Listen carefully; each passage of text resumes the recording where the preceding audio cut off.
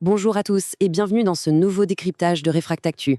Ces derniers temps, un message un peu étrange, un peu cryptique, est apparu sur des millions d'écrans partout dans le monde. Celui-ci, Please unblock challenges.cloudflare.com to proceed. Alors on va voir ensemble ce qui se trame réellement derrière ce simple avertissement technique. En fait, ce message, c'était juste la partie émergée de l'iceberg. Derrière, il y a eu une panne Internet absolument massive. On va donc analyser cet incident, on va explorer la menace cyber qui ne cesse de grandir, et on va se pencher sur une théorie assez dérangeante, qui suggère que tout ça pourrait faire partie d'un plan bien plus vaste. Alors, voilà notre programme. On commence par la panne elle-même. Ensuite, on plonge dans le monde des attaques DDoS. Après ça, on s'intéressera à un exercice très particulier, cyberpolygon, puis à la théorie d'une pandémie numérique en lien avec le Great Reset. Et on terminera avec une question essentielle. Est-ce qu'on assiste à un simple chaos ou à une forme de contrôle ? Allez, on se projette. On est le 18 novembre 2025. Un incident majeur touche Cloudflare, qui est une entreprise absolument cruciale pour le net. Et là, c'est la panne en cascade. Pour des millions et des millions de gens, Internet s'est tout simplement arrêté de fonctionner. Et en un claquement de doigts, des services qu'on utilise tous les jours, sont devenus inaccessibles. X, bien sûr, mais aussi des outils d'intelligence artificielle, comme ChatGPT. L'impact a été immédiat et ça a paralysé une bonne partie de notre monde numérique. Mais au fait, Cloudflare, c'est quoi exactement ? Eh bien, c'est une véritable pierre angulaire d'Internet. C'est un peu le bouclier et le booster de performance pour des millions de sites web. Alors forcément, quand cette pièce-là vacille, c'est tout l'édifice qui tremble. C'est pour ça que la panne a eu un effet domino aussi dévastateur. La raison officielle donnée par Cloudflare, un pic de trafic inhabituel. Bon, derrière ce jargon un peu technique se cache en fait un type de cyberattaque qui est de plus en plus courant et de plus en plus puissant. Pour que ce soit bien clair, une attaque DDoS, c'est une attaque par la force brute. L'idée est toute simple. On inonde une cible avec un tel flot de fausses connexions, un vrai déluge de trafic inutile, qu'elle finit par s'effondrer, complètement saturée. C'est l'équivalent d'un gigantesque embouteillage sur l'autoroute du numérique, mais un embouteillage créé intentionnellement.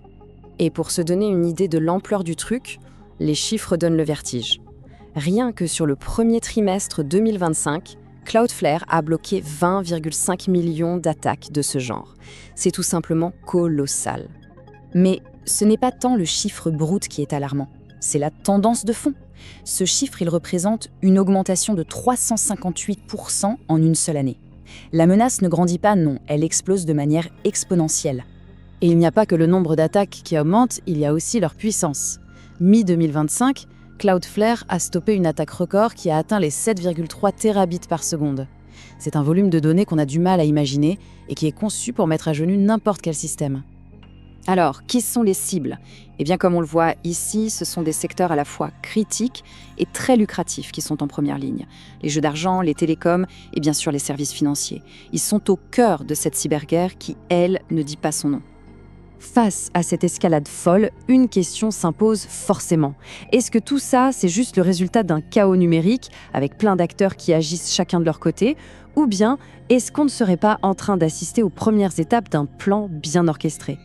Pour tenter de répondre, certains analystes nous orientent vers une piste assez surprenante, une série de simulations de jeux de guerre de très haut niveau, organisés entre autres par le Forum économique mondial. Et ces exercices ressemblent de plus en plus à des répétitions générales. D'après ces sources, une simulation, c'est un jeu de rôle stratégique. Officiellement, on fait ça pour s'entraîner, pour se défendre. Mais ça peut tout aussi bien servir à répéter un plan d'attaque. La frontière entre se préparer à une crise et préparer une crise est parfois très, très mince. Et quand on regarde un peu l'historique de ces simulations, on voit un schéma assez troublant se dessiner. Le plus célèbre, c'est sans doute Event 201, une simulation d'une pandémie mondiale de coronavirus qui a eu lieu en octobre 2019, quelques mois à peine avant que le scénario ne devienne notre réalité. Simple coïncidence ?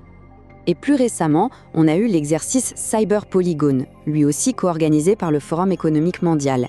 Le scénario, une cyberattaque massive qui cible la chaîne d'approvisionnement mondiale, avec le potentiel de tout paralyser. Un scénario qui, bizarrement, fait écho à la panne dont on a parlé au tout début. Et c'est là que la théorie prend vraiment toute son ampleur.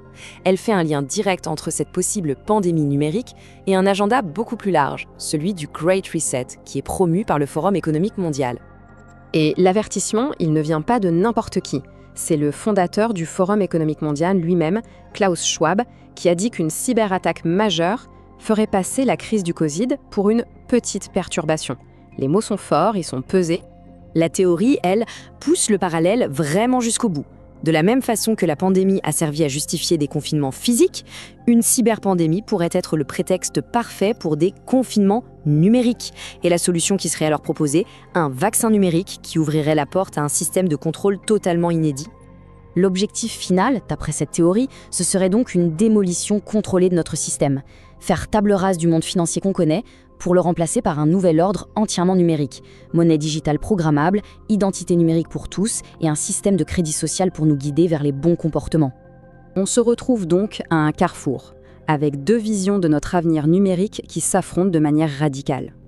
La question finale reste donc posée, et elle est cruciale.